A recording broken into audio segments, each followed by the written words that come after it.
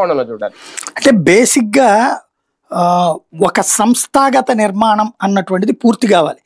అది ఇప్పుడే వీళ్ళు ప్రయత్నిస్తున్నారు. అది అయ్యేదాకా కూడా ప్రాబ్లం అట్లాగే ఉంటుంది. అది అయ్యి తీరాల. ఎందుకంటే ఇప్పుడు ఇమ్మీడియట్ గా డెసిషన్ ఎవరు తీసుకోవాలి? అంత జగన్ చుట్టూతానే తిరుగుతోంది. తెలుగుదేశానికి సంస్థాగత నిర్మాణం 40-50 ఏళ్ల నుంచి ఉంది కాబట్టి అది ఓ సంస్థాగత నిర్మాణం. ఇక్కడ సంస్థాగత నిర్మాణాన్ని సెట్ చేసుకోలేదు ఇంకా. ఈ పవన్ కళ్యాణ్కి అదే సమస్య, వీళ్ళకి అదే సమస్య. 13 ఏళ్ళు అవుతుంది వీళ్ళు వచ్చి రాజకీయాల్లోకి వైసీపీ తరఫున పార్టీ పెట్టి. ఇంకెప్పుడు చేసుకోవాలి? ఇప్పుడు నేను అదే అడిగే వాళ్ళ పార్టీ నాయకుడు ఒక ఆయన ఏం చెప్పాడయ్యా అంటే, మొదట్లోనేమో ఇప్పుడు మనం స్టార్టింగ్ దశలో ఉన్నామన్నా, ఇది 2009-10 టైంలో.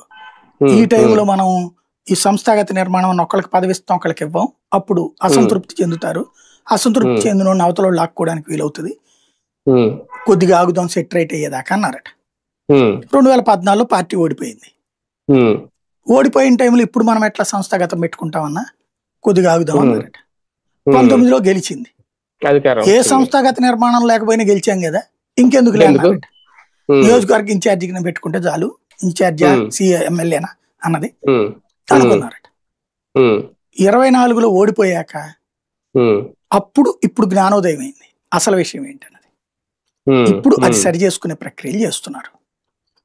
అంటే ఇప్పుడు మొదలు పెడతారేమో. ఇప్పుడు మొదలు పెడితే అదే ఎప్పుడు పూర్తవుద్దో అంతే. అలాగే నకిలీ మద్యం వ్యవహారంలో కూడా జగన్మోహన్ రెడ్డి గారి రియాక్షన్ కాస్తంత ఆలస్యమైందని